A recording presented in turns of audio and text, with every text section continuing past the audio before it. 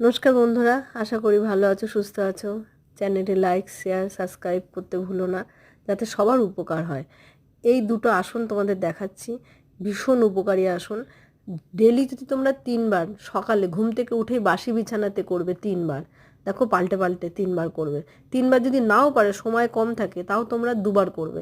ভীষণ ভালো উপকার। কোমর ব্যথা, যারা বসে কাজ করো, কম্পিউটারে বসে কাজ করো বা গাড়ি চালাও, বাইক চালাও, তাদের জন্য কিন্তু ভীষণ ভালো একটা ব্যায়াম।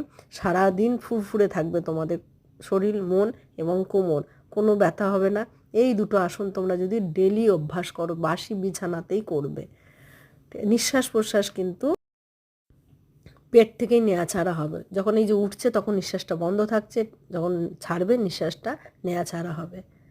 এই যে দেখছো, এই আসন 3টে কিন্তু তোমরা ডেইলি সকালে করে নেবে। কিচ্ছু না, 2 থেকে 3 মিনিট হয়তো লাগবে, এর বেশি না। এই যে পাটা তুলছি, নিঃশ্বাস প্রশ্বাস নেওয়া ছাড়া হবে।